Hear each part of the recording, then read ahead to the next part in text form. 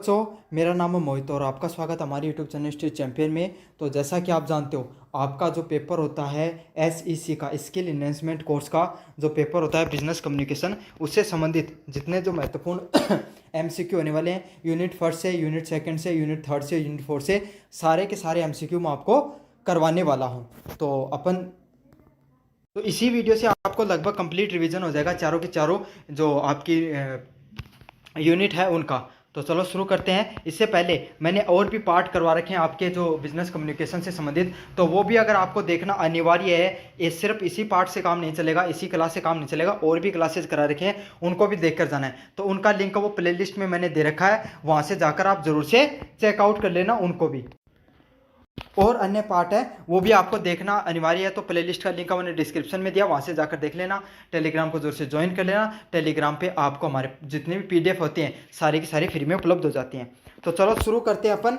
सबसे पहले बात करें कम्युनिकेशन की, तो बिजनेस कम्युनिकेशन का पहला प्रश्न है यूनिट फर्स्ट से, communication is died from which Latin word. तो संचार शब्द किस लैटिन भाषा से आया है? तो किस भाषा से आया है? पहली बात तो जो कम्युनिकेशन शब्द है वो कहाँ से आया है? लैटिन भाषा से आया है। तो ये शब्द भी आपको देखने को मिल सकता है कि जो कम्युनिकेशन शब्द है वो कौन सी भाषा से देखने को मिला है? लैटिन भाषा से देखने को मिलता है। और इसका जो शब्द होता है, शब्द का उच्चारण क्या होता है? कम्युनिस्ट। कम्युनिस्ट शब्द के नाम से इसको जाना जाता है। तो इसकी जो उच्चारण होता है उसको कम्युनिस्ट के नाम से जानते हैं। विच of the following is not an element of communication process. निम्नलिखित में से कम्युनिकेशन करने की कौन सी संचार प्रक्रिया का तत्व नहीं है? तो कौन सा नहीं है इसमें से? जो आपका कंप्यूटर है वो नहीं है। प्रेषक है, सेंडर है। तो आपको किसी व्यक्ति से बातचीत करते हो तो उसमें कम्युनिकेशन में क्या होता है? सेंडर तो होता ही होता है, साथ के साथ अगर कोई भेजने वाला होगा तो उसको रिसीव करने वाला होगा, प्राप्त करता भी होगा, और बीच में शोर आती है वो भी होती है। तो इन सब प्रक्रियाओं में सिर्फ कंप्यूटर का कोई ज़्यादा योगदान नहीं होता है। तो ये है, इसमें काफ़ी बच्चे वॉइस नॉइस है वो ऑप्शन टिक करके आते हैं, लेकिन इसका सही आंसर क्या होगा? कंप्यूटर है, उसका योगदान नहीं होता है। कंप्यूटर का योगदान सिर्फ इंटरनेट या टेक्नोलॉजिकल कम्युनिकेशन से संबंधित होता है, बाकी और कम्युनिकेशन में इसका प्रयोग नहीं होता है। कम्युनिकेशन का सिर्फ अर्थ अपन यही नहीं कि आप सिर्फ जो फ़ोन पे कंप्यूटर पे करते हो वही कम्युनिकेशन नहीं होता। आप जीवन में भी जो कम्युनिकेशन करते हो उसको भी कम्युनिकेशन से संबंधित चीज़ें ही होती हैं। 3 नंबर प्रश्न की बात करूँ, फीडबैक में कम्युनिकेशन रेफर क्या होता है? संचार में फीडबैक का क्या मतलब होता है? To receive the response. तो आप फीडबैक में कम्युनिकेशन का क्या अर्थ होता है कि आप जो रिस्पॉन्स प्राप्त करते हो आप संचार के अंदर, उसी को क्या कहा जाता है? उसी को आपको फीडबैक इन द कम्युनिकेशन के नाम से जाना जाता है। तो इसका सही आंसर ऑप्शन नंबर बी होगा, ग्राही की प्रतिक्रिया। 4 नंबर प्रश्न की बात करूं, in what is the first step of the communication process. तो संचार प्रक्रिया का पहला जो पहला चरण क्या होता है? तो संचार प्रक्रिया का पहला चरण क्या होता है? कोई भी प्रक्रिया शुरू करो उसका जो पहला चरण होता है विचार से। किससे? विचार से। अगर आप किसी भी व्यक्ति से बात करोगे, बात करना शुरू करोगे, तो वो कहाँ से शुरू होगी? आप उस व्यक्ति के बारे में, उस टॉपिक के बारे में आपके दिमाग में क्या आना चाहिए? विचार आना बहुत जरूरी होता है। तो विचार आने चाहिए आपके दिमाग में, तभी आप क्या करोगे? आप है कम्युनिकेशन प्रोसेस है उसको शुरू करोगे। 5 नंबर प्रश्न की बात करूं, which type of the communication flows from top to the bottom in organization. तो कौन सा ऐसा आपका जो कम्युनिकेशन होता है जो टॉप टू बॉटम, ऊपर से नीचे की तरफ जाता है? जैसे एक कोई कंपनी है, उसमें कोई अधिकारी है, तो अधिकारी अपने से नीचे कर्मचारियों को जब चीज़ें बताता है तो वो किस प्रकार का कम्युनिकेशन में आता है? नीचे की तरफ का कम्युनिकेशन में आता है। उसको क्या बोला जाता है? डाउनवर्ड कम्युनिकेशन के नाम से जाना जाता है, नीचे की ओर कम्युनिकेशन के नाम से जाना जाता है। तो अच्छे से याद कर लेना, अलग अलग प्रकार के कम्युनिकेशन के टाइप होते हैं। आगे मैं जैसे जैसे प्रश्न आते जाएंगे वो समझाता चला जाऊंगा आपको। 6 नंबर प्रश्न है, ग्रेप वाइन कम्युनिकेशन क्या होता है? तो ग्रेप वाइन कम्युनिकेशन क्या होता है? जो अनौपचारिक कम्युनिकेशन होता है ना, इनफॉर्मल कम्युनिकेशन, जो आप अपने दोस्तों के साथ, अपने भाई के साथ, अपने परिवार के साथ, रिश्तेदारों के साथ जैसी बातें करते हो उसी को क्या कहा जाता है? अनौपचारिक कम्युनिकेशन के नाम से जाना जाता है। तो इसका सही आंसर क्या होगा? ऑप्शन नंबर बी होगा, इनफॉर्मल कम्युनिकेशन के नाम से जानते हैं ग्रेप वाइन संचार को। 7 नंबर प्रश्न की बात करें, विच of the following is not a function of communication. तो संचार का इनमें से क्या कार्य नहीं होता है? तो संचार का क्या कार्य नहीं होता है? लेखांकन करना। अकाउंटिंग का कोई कार्य है वो संचार से संबंधित नहीं होता है। तो इसका प्रश्न क्या होगा, सही आंसर क्या होगा? ऑप्शन नंबर डी होगा। अकाउंटिंग का कोई भी लेना देना नहीं होता कम्युनिकेशन से। बाकी इन्फॉर्मेशन, तो कोई सूचना होगी आपके पास तभी तो आप क्या करोगे, तभी तो आप कम्युनिकेशन करोगे किसी भी व्यक्ति के साथ, सूचना होगी तभी तो। इन मोटिवेशन, आपके अंदर उत्प्रेरणा होगी। जैसे आपको किसी से बात करना है तो सबसे ज़रूरी क्या होते हैं, काफ़ी लोग कहते हैं ना भाई मैं तो बातें तो मैं करना चाहता हूँ लेकिन मेरा उसको सामना करने का क्या नहीं है, मन नहीं है, तो प्रेरणा नहीं है आपके अंदर उस काम को करने से संबंधित। दूसरा, नियंत्रित। आप जब किसी भी व्यक्ति से बातचीत करते हो तो आपकी भाषा पर, आपके शब्दों के चयन पर, आप किस तरीके से बातें कर रहे हो उन पर आपका क्या होना चाहिए, नियंत्रण होना भी बहुत ज़्यादा ज़रूरी होता है। तो इसका सही आंसर क्या होगा? लेखांकन है वो कम्युनिकेशन से संबंधित नहीं होती है। 8 नंबर प्रश्न है, नॉन वर्बल कम्युनिकेशन इंक्लूड। तो अवाचिक संचार में क्या शामिल होता है? तो अवाचिक संचार में क्या शामिल होता है? फेशियल एक्सप्रेशन, जो आपके चेहरे के हाव भाव होते हैं उसी को नॉन वर्बल कम्युनिकेशन के नाम से जाना जाता है। जो आप अपने चेहरे के हाव भाव है वो सब देखते हो उसी को अवाचिक कम्युनिकेशन के नाम से जानते हैं। Which one is not A barrier of effective communication. तो संचार में प्रभावी बाधा कौन सी नहीं है? संचार में प्रभावी भाषा कौन सी नहीं होती है? एक्टिव लिसनिंग कभी भी नहीं होती है। एक्टिव लिसनिंग का क्या मतलब होता है? तो एक्टिव लिसनिंग होता है जब कोई भी व्यक्ति है, अब वो आपको बता रहा हो, आप उसको एकदम ध्यानपूर्वक सुन रहे हो, उसी को एक्टिव लिसनिंग कहा जाता है। तो एक्टिव लिसनिंग अगर आप कहीं पे होगी तो वो क्या बैरियर होगी क्या कम्युनिकेशन में? बिल्कुल भी नहीं होगी। बाकी शोर है, ज़ोर ज़ोर से आवाज़ आ रही है कम्युनिकेशन के अंदर तो वो अच्छे से नहीं सुन पाओगी, तो ये भी बाधा होगी। फिल्टरिंग, आप सोच समझ के चीज़ों को, मतलब फिल्टर लगा लगा के चीज़ों को बता रहे हो, सही से स्पष्ट नहीं बता पा रहे हो तो भी स्पष्ट नहीं होगी चीज़ें। और भाषा में अंतर, तो आपको मान लो आपको इंग्लिश समझ में नहीं आती और सामने वाला इंग्लिश में बता रहा है तो आपको क्या होगा, आप क्या चीज़ों को अच्छे से समझ पाओगे? कभी नहीं समझ पाओगे। तो यही होता है एक्टिव लिसनिंग होती है, क्या आती है वो बाधा में नहीं है। बाकी जो जितने भी ऑप्शन है वो बाधा के प्रकार होते हैं कम्युनिकेशन में। तो कम्युनिकेशन में ऐसे पूछे कि भाई बाधा कौन सी होती है, तो शोर हो गया, फिल्टरिंग हो गया, लैंग्वेज डिफरेंस हो गया, ये सब किस में आएंगे? आपके बैरियर में आएंगे। साथ के साथ एक चीज़ और बता दूं, जिस भी पर्सन में आपको बाधा वाला पर्सन आए कम्युनिकेशन में, तो जहां पर आपको बातें करने में दिक्कत आ रही है ऐसा ऑप्शन देखने को मिले वो वाला टिक कर देना आपको। 10 नंबर प्रश्न है, business communication mainly take place in. तो व्यापार संचार मुख्य रूप से कहाँ पर होता है? तो व्यापार संचार मुख्य रूप से कहाँ पर होता है? शेयर इन्फॉर्मेशन, जहाँ पर आपको जो बिजनेस कम्युनिकेशन होता है वो मेनली किससे संबंधित होता है? कोई भी जानकारी को साझा करने से संबंधित होता है। मतलब अगर कोई भी व्यापार से संबंधित बातें करोगे तो उसमें क्या करोगे कि भाई मेरे को ये प्रोडक्ट मंगाना है, मार्केट में इस समय कौन सी चीज़ें ट्रेंडिंग में चल रही हैं, अपने बिजनेस में क्या बेहतर कर सकते हैं, तो आप अपने व्यापार से संबंधित या जानकारी को साझा करने से संबंधित चीज़ें ही उसके अंदर करने वाले हो। तो क्या होगा? बिजनेस कम्युनिकेशन व्यापार संचार में जानकारी को ही साझा किया जाता है। तो इसका सही होगा ऑप्शन नंबर सी, वो सही होने वाला है। Which is a form of return communication. तो लिखित संचार का क्या रूप होता है? तो लिखित संचार क्या होता है? कोई भी व्यक्ति को आप लिखकर अपनी चीज़ें वो दे रहे हो, कोई भी व्यक्ति है उसको अपनी चीज़ें आप लिखकर बताने का प्रयास कर रहे हो इफेक्टिवली, अच्छे तरीके से, तो उसी को लिखित संचार के रूप में जाना जाता है। और लिखित संचार का जो उदाहरण होता है वो क्या होता है? मेमो है, वो लिखित संचार का होता है। तो मेमो क्या होता है? एक प्रकार का सारी की सारी चीज़ें जो डिटेल है किसी भी चीज़ से संबंधित, उसको डिटेल को आपको सारी की सारी चीज़ें एक साथ समझा दी गई हैं, उससे को मेमो के नाम से, मेन्यू के नाम से याद कर लो आप। समझ आ गया? जो आप कोई भी जाते हो ना खाना वगैरह खाने, तो कहते हैं ना कि मेन्यू दो मुझे, तो मेन्यू में लिखी हुई चीज़ होती है ना, वैसे इसको याद कर लो आप मेमो को। एनकोडिंग का क्या अर्थ होता है? तो एनकोडिंग क्या होता है? तो एनकोडिंग क्या होता है? जो विचार और प्रतीकों को बदलना। देखो काफ़ी बार आप अपने दोस्त के साथ बातें कर रहे हो तो आप क्या करते हो, आप बातें करते हो तो कुछ ऐसे शब्दों का प्रयोग करते हो जो किसी को समझ में नहीं आते, बस आपके दोस्त और आपको समझ में आते हैं। तो उन सब शब्दों को जब पढ़ के आप उनको समझते हो तो उसी को एनकोडिंग करते हैं, आपको ये समझ लो। या काफ़ी बार जो पजल वगैरह आती है ना उनको सोल्व करते हो तो उसको भी एनकोडिंग कह सकते हैं। या फिर जो अलग अलग प्रकार के चित्र आते थे ना, उन चित्रों को जोड़कर अपने को कुछ बनाना होता था तो उनको भी एनकोडिंग कहा जाता है। बाकी अगर कम्युनिकेशन में एनकोडिंग का कहाँ प्रयोग होता है तो मैं आपको बता देता हूँ। आप बात कर रहे हो फ़ोन पे, तो आपको पता है फ़ोन पे जब बात करते हो वो कहाँ से बातें होती हैं, वो आपने जो बात कही वो सैटेलाइट पे जाती है, सैटेलाइट से फिर अगले वाले के पास जाती है, सिंपल बता रहा हूँ। बाकी और अलग अलग संचारों के थ्रू जाती है। लेकिन जब आप बातें कर रहे हो वो सीधी की सीधी बात थोड़ी जाती है, वो कोड में बदल कर जाती है, वो शब्द जाती है, वो कोडिंग होता है, कोड में बदल कर एक तरंग के रूप में जाती है, फिर सैटेलाइट के पास गई, आपने जो बात किया वो किसके पास जाती है, डीमोड्यूलेटर के पास जाती है।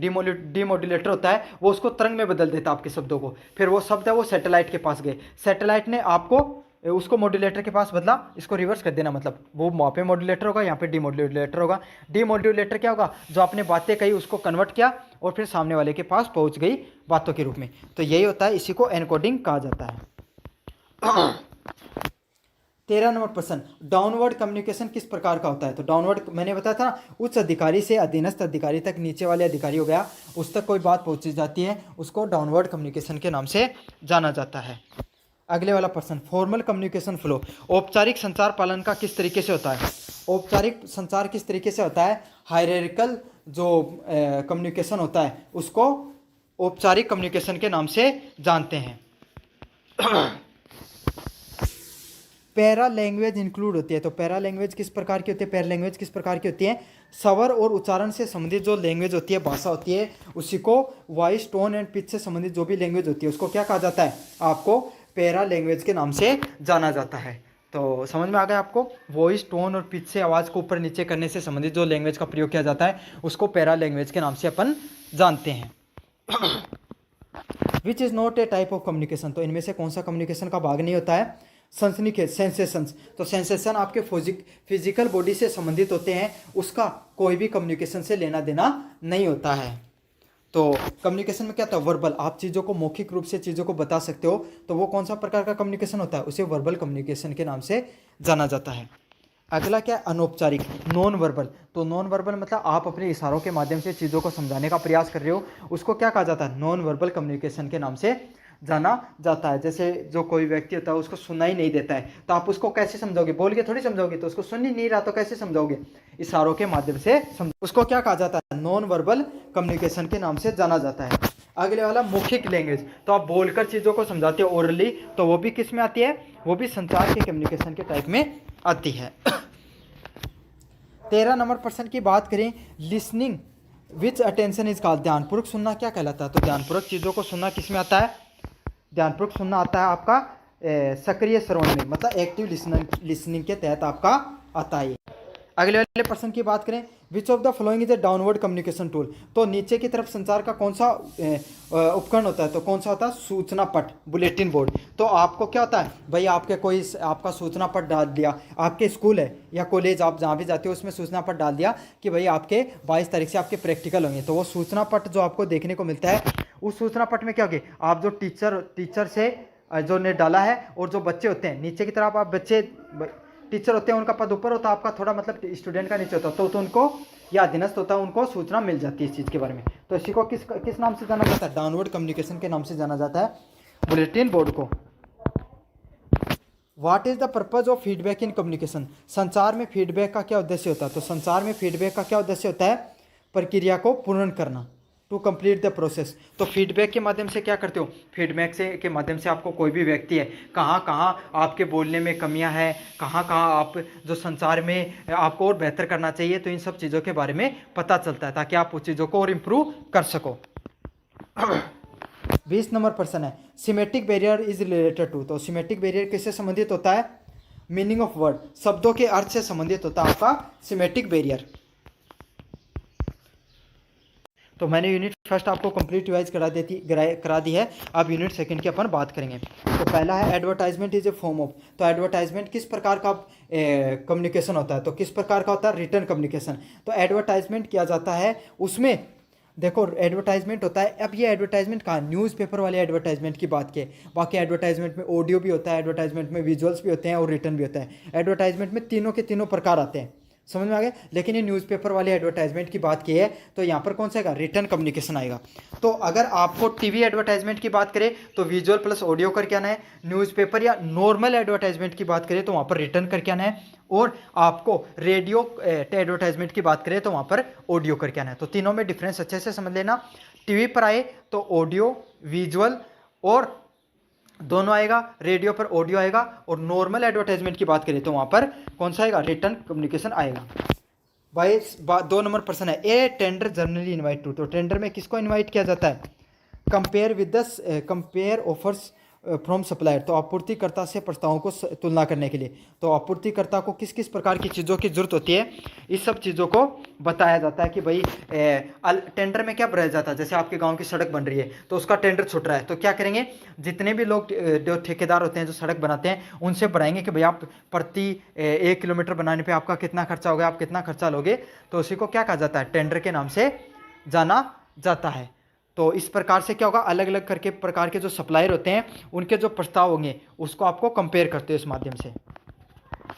3 नंबर प्रश्न है, which of the following is essential in formal notice, तो औपचारिक सूचना में क्या आवश्यकता होती है। तो औपचारिक सूचना में क्या आवश्यकता होती है, डेट और टाइम की।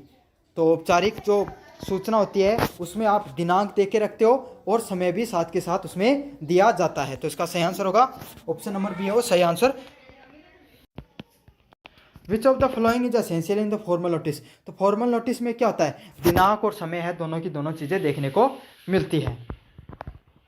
4 नंबर प्रश्न है, memo is usually written for, memo में सामान्यतः क्या लिखा जाता है। तो मेमो में क्या लिखा जाता है, इंटरनल कम्युनिकेशन। तो आपकी जो कोई भी बिजनेस है कोई भी संगठन है उसमें अगर जिस प्रकार का कम्युनिकेशन होता है, जिसमें जो चीज़ें लिखी जाती हैं उसको क्या कहा जाता है, इंटरनल कम्युनिकेशन के नाम से उसको जाना जाता है। तो इसका सही आंसर ऑप्शन नंबर सी होने वाला है। A circular is use for, तो सर्कुलर को किस लिए जाना जाता है, इश्यू कॉमन इंफॉर्मेशन, तो सामान्य सूचना देने के लिए आपको सर्कुलर को जाना जाता है। तो आपको जो कोई भी चीज़ों से संबंधित आप सामान्य जानकारी देते हो लोगों को, उसी को किस नाम से जानते हैं, उसी को सर्कुलर के नाम से जाना जाता है। Appreciation letter is return to, तो सराहना पत्र को किस लिए लिखा जाता है। तो सराहना पत्र किस लिए लिखा जाता है, प्राइज सम्मान वर्क। तो सराहना पत्र अप्रिसिएशन लेटर, तो इसमें क्या की जाएगी, किसी की प्रशंसा ही की जाएगी। तो यही होता है अप्रिसिएशन लेटर लिखा जाता है, कोई व्यक्ति आपके संगठन में उसने बहुत अच्छा कार्य किया तो उसको क्या दोगे आप, एप्रिसिएशन लेटर है वो दिया जाएगा। अगले वाला प्रश्न है, which of the following is not used in business communication, तो व्यवसाय संचार में क्या उपयोग किया जाता है। तो पोयम का वो उन सब चीज़ों का उपयोग में लिया जाता है बिजनेस कम्युनिकेशन के अंदर, कविताओं का उपयोग लिया जाता है इसमें। 8 नंबर प्रश्न है, एक कंप्लेंट लेटर शुड बी, तो एक शिकायत पत्र में क्या होती है, जब आप कोई भी व्यक्ति से शिकायत करते हो तो उसमें किस प्रकार की बातें होनी चाहिए, तथ्यात्मक और विनम्र भाषा का प्रयोग होना चाहिए। तो आपको उसमें तथ्य जो होने बहुत जरूरी है, अगर तथ्य नहीं होंगे तो सामने वाले व्यक्ति है, हो सकता है उसकी कोई गलती नहीं हो, वो कहे भाई मैं तो गलती नहीं थी, लेकिन आप तथ्य दोगे तो उसे तर्कों के साथ चीज़ों को मानना पड़ेगा।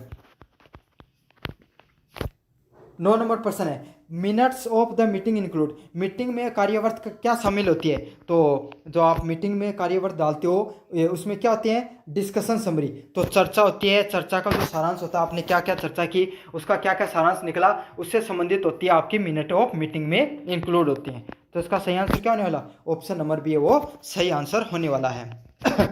अगले वाला, एडवर्टाइजमेंट शुड बी, तो विज्ञापन होना चाहिए। तो विज्ञापन में क्या होता है, विज्ञापन कैसा होता है, अट्रैक्टिव एंड क्लियर होता है। तो विज्ञापन एक प्रकार का आपको अट्रैक्टिव देखने को मिलता है और स्पष्ट भी होना चाहिए। समझ में आ गया आपको, एडवर्टाइजमेंट कैसा होना चाहिए भाई, एडवर्टाइजमेंट में आप अपनी चीज़ों की कंपनी की चीज़ों को प्रमोट कर रहे हो तो आपको वो सही से दर्शाना उनको जरूरी है। दूसरा, आपने ऐसी लैंग्वेज का प्रयोग कर दिया किसी को समझ में नहीं आया तो मतलब ही क्या निकला उस एडवर्टाइजमेंट का, जब लोग समझ ही नहीं पाए। आपका तो उद्देश्य यही है कि चीज आपकी चीज़ है उसको लोगों तक, ज़्यादा लोगों तक पहुँच बनाई जा सके। Order letter is send to, order पत्र कहाँ भेजा जाता है। तो ऑर्डर पत्र कहाँ पर भेजा जाता है, आपूर्तिकर्ताओं को। सप्लायर होता है उसको आप क्या भेजते हो, अपना ऑर्डर पत्र है वो भेजा जाता है। 12 नंबर प्रश्न है, which part is mandatory in the circular, तो परिपत्र में कौन सा भाग का उपयोग किया जाता है। तो परिपत्र होता है उसमें किसका प्रयोग किया जाता है, तिथि और विषय का प्रयोग में ली जाती है। तो आपको पता चल गया कि आप जो सर्कुलर करते हो जो आपको भैया एक सर्कुलर जारी किया जाता है। सर्कुलर क्या था, जो आपके स्कूल या कॉलेज में नोटिस लगाए जाते हैं ना, जो उसी को सर्कुलर के नाम से जाना जाता है। तो उसमें डेट भी होगा और विषय दोनों जरूरी से डाले जाते हैं, आप देख लेना आपकी बार कॉलेज में जाओ जब। 13 नंबर प्रश्न है, टेंडर किससे संबंधित होते हैं? टेंडर इज रिलेटेड टू, तो सही आंसर होने वाला ऑप्शन नंबर बी, कोटेशन से संबंधित होते हैं। टेंडर होते हैं वो कोटेशन से संबंधित होते हैं आपके। एक गुड मेमो इंक्लूड्स, तो एक अच्छा मेमो में क्या शामिल करता है? तो एक अच्छे मेमो में क्या क्या चीज़ें शामिल होते हैं? 14 नंबर प्रश्न का सही आंसर क्या? ऑप्शन नंबर सी, संक्षिप्त में मैसेज डाले जाते हैं। तो एक मेमो में क्या होता है, गुड मेमो में क्या क्या चीज़ें होती हैं? एक संक्षिप्त में सारे के सारे मैसेज हैं वो आपको देखने को मिल जाते हैं। तो इसका सही आंसर क्या होने वाला है? ऑप्शन नंबर सी है वो सही आंसर होने वाला है। 15 नंबर प्रश्न, which document is use to record the decision made in a meeting, तो बैठक में किए गए निर्णयों को रिकॉर्ड लेने के लिए कौन सा दस्तावेज उपयोग किया जाता है? तो कौन सा किया जाता है? मिनट का, कार्यव्रत का उपयोग किया जाता है इसमें। 16 नंबर प्रश्न है, which communication is for public information, तो सार्वजनिक जानकारी के लिए कौन सा संचार होता है? तो सार्वजनिक जानकारी के लिए कौन सा संचार किया जाता है? आपका विज्ञापन का संचार है वो किया जाता है। तो कौन सा किया जाता है इसमें से? विज्ञापन का संचार है वो सार्वजनिक रूप से किया जाता है। तो सार्वजनिक जानकारी से संबंधित होता है आपका विज्ञापन। अब आपकी यूनिट नंबर 2 रिवाइज हो गई। अब अपन देखेंगे यूनिट नंबर 3 की तरफ। What is the most appropriate way to greet in formal situation, तो औपचारिक स्थिति में अभिवादन का सबसे उपयुक्त तरीका क्या होता है? तो क्या होगा? गुड मॉर्निंग सर और मैडम। तो आप जो अभिवादन में सबसे उपयुक्त तरीका यही होगा कि आप जब लोगों को कहते हो गुड मॉर्निंग सर और मैडम है, वही तो औपचारिक होगी, औपचारिक चीज़ों को बताने का तरीका होता है। 2 नंबर प्रश्न है, which of the following is a proper telephone etiquette, तो कौन सा टेलीफोन शिष्टाचार से संबंधित होता है? तो कौन सा टेलीफोन संचार से संबंधित होता है? Greet and introduction information. तो आपके सामने ग्रीट एंड इंट्रोड्यूस होता, योरसेल्फ होता है, नमस्कार कहकर अपना परिचय देते हो। तो आप किसी पे बात करते हो तो आप क्या करते हो? राम राम बोलते हो, हेलो बोलते हो, या फिर आपसे संबंधित जो भी आपके आसपास जो चीज़ें बोली जाती है वो बोलते हो। और फिर पहली बार किसी व्यक्ति से बात कर रहे हो तो क्या करोगे? आप परिचय बोलो, भाई मेरा नाम यो है और मैं वहाँ से बोल रहा हूँ। समझ में आ गया आपको? ऐसे तो करते हो, तो उसी को टेलीफोन संचार के नाम से जानते हैं। In a PPT each slide must content, तो पीपीटी में प्रत्येक स्लाइड में क्या क्या होना चाहिए? छोटे छोटे बुलेट में, शॉर्ट बुलेट में चीज़ों को लिखा हुआ होना बहुत ज़्यादा ज़रूरी होता है। तो छोटे छोटे बुलेट में चीज़ें लिखोगे तो क्या होगा? पीपीटी क्या होती है? पीपीटी में आपको सारी की सारी जानकारियाँ संक्षिप्त रूप से देना होता है। तो ये होता है छोटे छोटे बुलेट पॉइंट में आपको पीपीटी में चीज़ों को लिखा हुआ होना ज़रूरी होता है।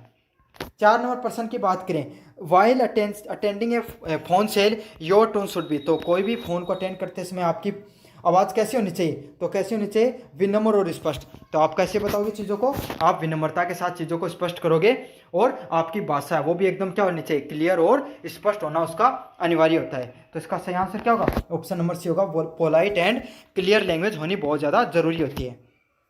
5 नंबर प्रश्न, विच software is commonly used for making presentation, तो प्रस्तुति बनाने के लिए कौन सा सॉफ्टवेयर प्रयोग किया जाता है? तो पावर पॉइंट नामक सॉफ्टवेयर है, उसको आपकी प्रस्तुति बनाने के समय प्रयोग में लिया जाता है। तो इसका सही आंसर क्या होगा? ऑप्शन नंबर सी है वो सही ऑप्शन होने वाला है। पावर पॉइंट का उपयोग में लिया जाता है। 6 नंबर प्रश्न है, during an interview attending eye contact सोच, तो इंटरव्यू के दौरान आंखों से आंखें मिलाना क्या दर्शाता है? तो आप इंटरव्यू में कोई भी व्यक्ति से इंटरव्यूअर से अपनी आंखों से आंखें मिला रहे हो तो इसका अर्थ यही है कि आप बहुत ही ज़्यादा कॉन्फिडेंट हो, उस सब्जेक्ट पे आपको अच्छे से आते हो और आप कॉन्फिडेंस है आपके अंदर। तो यही होता है, ये आपके कॉन्फिडेंस को दिखाने का प्रयास करता है जब हम इंटरव्यू से आंखें मिलाते हो। तो 7 नंबर प्रश्न है, which one not a good representing skill, तो निम्नलिखित में से कौन सा एक अच्छा रिप्रेजेंटेशन का स्किल नहीं है? तो राइटिंग फ्रॉम द स्लाइड, तो आप चीज़ों को सिर्फ स्लाइड से पढ़ाकर ही बता रहे हो और जो आपके सामने लोग बैठे हैं इनसे कम्युनिकेशन नहीं कर रहे हो, उनसे बातचीत नहीं कर रहे हो, उनकी राय नहीं जान रहे हो, उनसे आप क्या नहीं कर रहे हो? उनसे आई कांटेक्ट भी नहीं कर रहे हो, उनको डिटेल में चीज़ें समझा भी नहीं पा रहे हो। तो ये क्या है? ये आपका अच्छा प्रेजेंटेशन कौशल में नहीं है। आप उससे पढ़ो, स्लाइड से पढ़ो, लेकिन सिर्फ मत पढ़ो। समझ में आ गया आपको? सिर्फ स्लाइड में ही देखकर नहीं पढ़ना है, आपको पहले पढ़ना अच्छी बात है, लेकिन बाद में अच्छे से चीज़ों को समझाओ। आपके सामने जो लोग बैठे हैं उनसे भी राय लो कि क्या हो सकता था इस सिचुएशन में। अगर आप अगले वाले पर्सन की बात को 8 नंबर पर्सन की, इन एक ग्रुप डिस्कशन यू शुड, तो समूह चर्चा करते समय आपको क्या करना चाहिए, समूह में आप जब लोगों से बातचीत कर रहे हो तो आपको क्या करना चाहिए, लिसन एक्टिवली। तो आपको समूह चर्चा में, ग्रुप डिस्कशन में सामने वाले जो व्यक्ति हैं उनकी भी बातें अच्छे से सुननी चाहिए। ऐसे नहीं कि आप सिर्फ अपनी अपनी गाए जा रहे हो, सामने वाले की नहीं सुन रहे हो। आपके सामने वाले की अच्छे से सुनना चाहिए। सामने वाले की सुनोगे तो इससे क्या फायदा होगा, आप अपना है उस जो वो बोल रहा है वो हो सकता है गलत बोल रहा हो या सही बोल रहा हो, सही बोल रहा है तो आप क्या कर सकते हो, उसकी समर्थन करके और आपके जो विचार हैं वो उनको ऐड कर सकते हो। गलत बोल रहा है तो आपको बीच में उसको ये कहकर कि हम आपकी बात से पूर्ण, आपकी बातें बहुत अच्छी हैं लेकिन मैं पूर्णतः सहमत नहीं हूँ, मेरा इस मुद्दे पर यह विचार है। समझ में आ गया। तो इस प्रकार से अगर सक्रिय रूप से आप चीज़ों को सुनोगे तो आपके जीवन में आपको बहुत इंप्रूवमेंट होगा। Which of the following is not a suitable to say in A business call, तो व्यावसायिक कॉल में क्या कहना उपयुक्त होता है, क्या उपयुक्त नहीं होता, तो क्या नहीं होता है, तुम्हें क्या चाहिए। तो ऐसे आप औपचारिक कॉल या बिजनेस की कॉल कर रहे हो तो उसमें आप औपचारिक भाषा का प्रयोग नहीं करोगे। औपचारिक भाषा कौन सी होती है, जो आप अपने दोस्तों के साथ, माता पिता के साथ, रिश्तेदार या फिर ऐसे लोगों के साथ बातचीत करते हो, वो औपचारिक भाषा होती है। तो अनौपचारिक भाषा होती है, वैसे उस भाषा का प्रयोग नहीं करोगे। किस भाषा का प्रयोग करोगे, औपचारिक भाषा का। जो आप स्कूल, जो आपके टीचर होते हैं उनसे जैसे बात करते हो, आप किसी कोई बिजनेसमैन से बात कर रहे हो उस समय जो बातें करोगे तो इस प्रकार की भाषा का प्रयोग होगा। तो तुम्हें क्या चाहिए, क्या हम इस प्रकार की भाषा किसी अपने से टीचर से या कोई अधिकारी से बात करते हैं, नहीं कर सकते। तो इस प्रकार की भाषा का नहीं प्रयोग करना आपको। 10 नंबर प्रश्न होता है, what should be the duration of ideal representation, तो आदर्श प्रस्तुति की अवधि कितनी होनी चाहिए, तो कितनी होनी चाहिए, 10 से 15 मिनट है। वो आपको एक अच्छी जो स्लाइड होती है, पीपीटी होती है, उसको 10 से 15 मिनट में आपको लगभग खत्म कर लेना है। 10 से 15 मिनट होती है, उसमें क्या होता है, ना तो बहुत ज़्यादा समय लग रहा है ना ही बहुत कम समय लग रहा है। ज़्यादा समय में लोग बोर हो जाते हैं और कम समय में उनको चीज़ें अच्छे से समझ में नहीं आएंगी। तो आपको 10 से 15 मिनट के बीच में चीज़ों को ख़त्म कर लेना है। Which of the following is a soft skill evaluated during interview, तो इंटरव्यू के दौरान कौन सी सॉफ्ट स्किल को जांचा जाता है, कौन सी स्किल को, संचार स्किल को। आपकी जो कम्युनिकेशन स्किल होती है उसको जांचा जाता है आपकी जो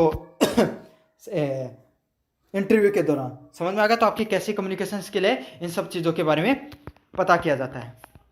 12 नंबर प्रश्न है, what should be avoid during giving representation, तो प्रस्तुति देते समय क्या करना चाहिए, turning your back to audience, तो दर्शकों को पीठ करना। तो आपको किस चीज़ से बचना चाहिए, आपको पता आप प्रस्तुति दे रहे हो उस समय दर्शकों से आपका आई कांटेक्ट होना चाहिए। आपको लगातार उनसे कांटेक्ट बनाकर रखना है। आप पीठ देकर खड़े हो जाओगे तो उनको क्या हो जाएगा, उनका आपका फेस टू फेस इंटरेक्शन नहीं हो पाएगा। और फेशियल इंप्रेशन होते हैं वो बहुत ज़्यादा इंपॉर्टेंट होते हैं प्रस्तुति देते समय। 13 नंबर प्रश्न है, if the phone call drop suddenly you can, अगर आपका अचानक फ़ोन कट जाए तो आपको क्या करना चाहिए, कॉल बैक पोलाइटली। तो आपका कोई बिजनेसमैन से या किसी भी कम्युनिकेशन कर रहे हो, फ़ोन कट जाए और ज़रूरी बातचीत करनी है तो आप क्या करोगे, वापस फ़ोन करोगे। तो यही है, शिष्टता से वापस फ़ोन कर लेना चाहिए। ज़रूरी थोड़ी कि सामने वाले ने काटा हो सका है कि वो कट भी सकता है इंटरनेट की कनेक्टिविटी या जो कम्युनिकेशन की कनेक्टिविटी की वजह से। पीपीटी मीन्स, पीपीटी का क्या अर्थ होता है, पावर पॉइंट रिप्रेजेंटेशन। समझ में आ गया। जो स्लाइड वगैरह होते हैं जो टीचर वगैरह आपको काफ़ी बार पढ़ाते हैं, मैं पढ़ा रहा हूँ, ये पीपीटी नहीं होती है, ये पीडीएफ रिप्रेजेंटेशन होता है। जो आपको बोर्ड होता है ना, डिजिटल बोर्ड पे पढ़ाया जाता है, वो पीपीटी होती हैं। In A GD interruption other सोच, तो जीडी के अंदर, समूह चर्चा के अंदर दूसरों को बीच में रोकने क्या कहलाता है, क्या कहलाता है, रूडनेस, असभ्यता कहलाता है। तो आप किसी भी व्यक्ति को बीच में रोक रहे हो समूह चर्चा के बीच में, उसको किस नाम से जाना जाता है, रूडनेस के नाम से जाना जाता है। इससे आपकी असभ्यता दिखती है। 16 नंबर प्रश्न है, which of the following is a good way to start a formal phone call, तो एक औपचारिक फ़ोन कॉल शुरू करने का सबसे अच्छा तरीका क्या होता है। तो मैंने पहले बताया था, पहले बताओगे hello I am Rahul from ABC company, तो आप पहले ये बता दो कि भाई हेलो मेरा नाम ये है और मैं इस कंपनी से बोल रहा हूँ। यही होता है ना, जब आप कोई भी करते हो कि भाई हेलो माय नेम इज़ ये और मैं आपको प्राइवेट लिमिटेड इस कंपनी से बोल रहा हूँ, मैंने इसलिए आपको कॉल किया है। तो वही होता है, जो आपके पास कॉल आते हैं उसमें भी यही सब चीज़ें बोली जाती हैं। While answering interview question you should, तो इंटरव्यू में सवालों का उत्तर किस तरीके से देना चाहिए, ईमानदारी और स्पष्टता के साथ, ऑनेस्टी के साथ और क्लियरिटी के साथ चीज़ों को आपको बताना चाहिए। तो ऐसे क्या ऑनेस्टी के साथ बताओगे तो क्या सामने वाले को, क्योंकि आप झूठ बोलोगे तो क्या होगा, कहीं ना कहीं आपका झूठ पकड़ा जाएगा। आपके फेशियल एक्सप्रेशन में भी वो चीज़ें दिख जाती हैं कि आप झूठ बोल रहे हो। तो इसलिए आपको सच और सही तरीके से चीज़ों को रिप्रेजेंट करना चाहिए। Which colour theme is best for PPT, PPT के लिए कौन सा कलर बढ़िया होता है? Light background and dark text. तो जिसमें क्या होगा, आपके जो बैकग्राउंड है उसका कलर कैसा हो, हल्का हो, और जो टेक्स्ट है टेक्स्ट वो अच्छे से हो। तो कलर बैकग्राउंड हल्का होगा तो इससे क्या होगा, आपका ज़्यादा रिटेंशन रेट है वो कहाँ पर चला जाएगा, टेक्स्ट पे चला जाएगा, जो देखने वाली ऑडियंस होगी उसका। तो इससे क्या फ़ायदा मिलेगा आपको, आपके जो टेक्स्ट हैं जो आपने लिखा वो अच्छे से जनता समझ पाएगी उन सब चीज़ों को।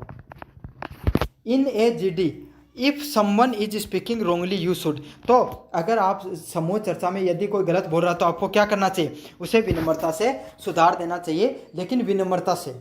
समझ में आ गया आपको? ये शब्द को अच्छे से याद रख लेना आपको समूह चर्चा में। During a telephonic communication the voice should be. तो टेलीफोन पे बातचीत के दौरान आपकी कैसी आवाज़ होनी चाहिए, स्पष्ट व सहन योग्य, क्लियर एंड ऑडिबल। तो स्पष्ट होनी चाहिए आपकी आवाज़ और दूसरे को अच्छे से सुन जानी चाहिए, इस प्रकार की आवाज़ को आप प्रयोग करते हो। यूनिट नंबर 4 की बात करूं, a professional email should begin with. तो एक प्रोफेशनल ईमेल होती है वो किससे शुरू होती है, वो शुरू होती है डियर सर व मैडम से। तो कहाँ से शुरू होती है, डियर व सर मैडम के नाम से उसको एक प्रोफेशनल ईमेल को शुरू किया जाता है। तो इसका सही आंसर क्या होगा, ऑप्शन नंबर सी है वो सही ऑप्शन होने वाला है। डियर सर व मैडम के नाम से प्रोफेशनल ईमेल से वो शुरू होती है। 2 नंबर प्रश्न की बात करूं, विच of the following is a good subject line. तो निम्नलिखित में से कौन सा एक अच्छा सब्जेक्ट की लाइन नहीं है, तो कौन सी नहीं है, प्लीज रिप्लाई सर ASAP। तो कौन सा होता है, प्लीज रिप्लाई ASP के नाम से जाना जाता है, ये अच्छी सब्जेक्ट लाइन के नाम से जानते हैं इसको। What should you avoid during a virtual business meeting. तो वर्चुअल व्यापार बैठक के दौरान क्या नहीं करना चाहिए, तो आप कोई भी व्यापार बैठक के अंदर आप क्या नहीं कर सकते हो, बार बार टोकना। तो कोई भी व्यक्ति है उसको बार बार इंटरप्ट करोगे तो वो आपसे क्या हो जाएगा, परेशान हो जाएगा, इसलिए इंटरप्ट नहीं करना चाहिए उस व्यक्ति को virtually. The full form of email in CC. तो सीसी में क्या लिखा जाता है ईमेल में, ईमेल का फुल फॉर्म क्या होती है, कार्बन कॉपी के नाम से जाना जाता है। तो आप एक से अधिक व्यक्तियों को अगर ईमेल भेजना चाहते हो तो इस ऑप्शन का उपयोग में किया जाता है। Which is A correct email signature. तो करेक्ट ईमेल सिग्नेचर किस नाम से जानते हैं, रिगार्ड अमन शर्मा। तो रिगार्ड्स लिखकर उसके नीचे आप सिग्नेचर अपना नाम वगैरह लिख रहे हो तो उसके नाम से उसको ईमेल हस्ताक्षर के नाम से जाना जाता है उस चीज़ को। What is netiquette. तो नेटिक्विटी क्या होती है, इंटरनेट अनुशासन और शिष्टाचार के नाम से जाना जाता है। इंटरनेट पे आप डिसिप्लिन से किस तरीके से रहते हो, लोगों से जब कम्युनिकेट करते हो या कमेंट वगैरह करते हो तो उसमें से अच्छे से पेश आओ, कोई गलत तरीके की कमेंट मत करो, रिलीजन पे, कोई भी पॉलिटिकल पे, कोई भी कास्ट पे, किसी भी लोगों के लैंग्वेज पे, इन सब चीज़ों से। तो इन सब चीज़ों को आपको ध्यान रखना चाहिए। उसे क्या कहा जाता है, नेटिक्विटी के नाम से जाना जाता है, जहाँ पर इंटरनेट डिसिप्लिन और मैनर्स को सही से दिखाया जाता है। Which emotion is appropriate in business email. तो व्यावसायिक ईमेल में कौन सा इमोटिन कॉमन उपयुक्त होता है, तो कौन सा इमोटिन होता है, इमोटिन यहाँ पर दिखाया नहीं गया है। 8 नंबर प्रश्न है, which is a best position to place the attachment in email. तो ईमेल में अटैचमेंट कहाँ पर डाले जाते हैं, तो आप कोई भी ईमेल को जो समापन करते हो तो वहाँ पर क्या डाला जाता है, आपका अटैचमेंट है उसको ऐड किया जाता है। तो इसका सही आंसर क्या होगा, ऑप्शन नंबर सी है वो सही ऑप्शन होने वाला है। 9 नंबर प्रश्न की बात करूं, ए वर्चुअल मीटिंग प्लेटफॉर्म। एक वर्चुअल बैठक के प्लेटफॉर्म में क्या होता है, तो कौन सा प्लेटफॉर्म है जिसमें आप जो वीडियो कॉन्फ्रेंसिंग कर सकते हो, गूगल मीट है वो क्या एक वर्चुअल का, गूगल मीट हो गया, आपका जूम ऐप हो गया, ये सब चीज़ किससे संबंधित है, आपके वर्चुअल मीटिंग से संबंधित है। स्काइप हो गया, ये सब होते हैं। विच of the following is not suitable for business social media. Business social media से संबंधित क्या नहीं है, क्या नहीं करना चाहिए आपको, फेसबुक के जो मीम वगैरह होते हैं वो सुटेबल नहीं होते सोशल मीडिया पे। बाकी कंपनी पेज, इंस्टाग्राम पे, ट्विटर अनाउंसमेंट हो गए, लिंक्डइन हो गए, ये सब क्या होते हैं, व्यावसायिक सोशल मीडिया के अनाउंसमेंट से संबंधित चीज़ें होती हैं। 11 नंबर प्रश्न की बात करूँ, what should be the tone of professional email. तो एक पेशेवर ईमेल का स्वर कैसा होता है, तो कैसा होता है, फॉर्मल और पोलाइट, एक औपचारिक और विनम्र भाषा का उपयोग किया जाता है इसमें, आपकी जो पेशेवर ईमेल होती है इसके अंतर्गत। तो कैसा होता है, आप एक अच्छी औपचारिक भाषा का प्रयोग करो और विनम्रता के साथ चीज़ों को दर्शाओ, तो वही क्या होगी, आपकी प्रोफेशनल ईमेल को दर्शाएगी। Before joining a virtual meeting one should. तो वर्चुअल मीटिंग में शामिल होने से पहले आपको क्या करना चाहिए, टेस्ट माइक्रोफोन और कैमरा। तो माइक्रोफोन और कैमरा है उसको आप चलाओगे तो इससे क्या होगा, आपको क्या होगा, वर्चुअल मीटिंग है वो उसमें आप शुरू हो जाओगे, वर्चुअल मीटिंग में कनेक्ट कर लो। तो वीडियो कॉल करने के लिए आपके दो ही चीज़ें होती है ना, आपके कैमरा ऑन होना चाहिए और ऑडियो है वो अच्छे से आनी चाहिए। तो ऑडियो के लिए वॉइस होना चाहिए, माइक्रोफोन और कैमरा ऑन होना चाहिए। 13 नंबर प्रश्न है, what is BCC in email. तो ईमेल के अंदर बीसीसी क्या होते हैं? Hidden copy of recipients. तो गुप्त प्राप्तकर्ताओं के लिए, तो जो हिडन जो चीज़ें होती हैं, जो रेसिपिएंट होते हैं, उनके लिए आपको बीसीसी डाला जाता है। 14 नंबर प्रश्न है, which platform is use for professional networking. तो पेशेवर नेटवर्किंग से संबंधित कौन सा होता है? लिंक्डइन है वो आपका प्रोफेशनल नेटवर्किंग से संबंधित होता है। In email writing the body of the email should be. तो ईमेल लेखन में एक मुख्य भाग क्या होना चाहिए? आपका क्लियर और to the point, point to point आपको चीज़ों को समझाना है और एकदम स्पष्ट तरीके से चीज़ों को आपको समझा देना। तो वही होता है ईमेल राइटिंग में। आपको जब बॉडी लिखते हो तो उसमें क्या होना चाहिए? क्लियर होनी चाहिए, चीज़ें स्पष्ट होनी चाहिए और विषय लिखे हुए होने चाहिए। 16 नंबर प्रश्न है, what is the appropriate in virtual meeting. तो वर्चुअल मीटिंग में क्या अप्रोप्रिएट होता है, क्या अनुचित होता है? तो क्या होता है? कॉल के दौरान खाना। तो आप किसी से बात कर रहे हो और उस दौरान खाना खा रहे हो, तो क्या होगा? वो सही, उसमें आपका इंटेंशन जाएगा या नहीं जाएगा? बिल्कुल भी नहीं जाएगा। तो आपको बातचीत करते समय, वर्चुअल मीटिंग करते समय खाना वगैरह नहीं खाना है।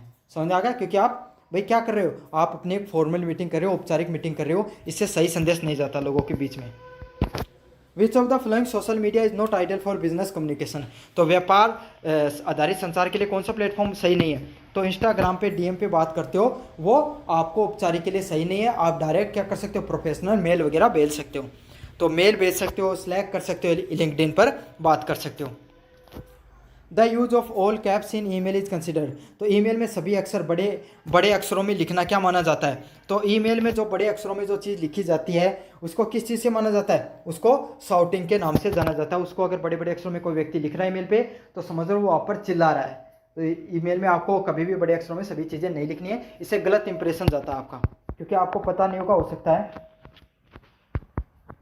20 नंबर प्रश्न है, which of the following reflects the netiquette. तो नेटिक्विटी क्या होती है? सम्मान पूर्वक और संक्षिप्तता से किसी भी व्यक्ति से बात करना नेटिक्विटी होती है। और ये संबंधित किससे होता है? इंटरनेट पर शिष्टाचार से संबंधित होता है। तो धन्यवाद, मैंने सारी चीज़ों को इससे संबंधित, बिजनेस कम्युनिकेशन से संबंधित आपको बता दिया। पहले भी 2 से 3 वीडियो डाले गए हैं, तो उनको आपको जो डिस्क्रिप्शन प्ले लिस्ट का लिंक है वहाँ से जाकर देख लेना। धन्यवाद।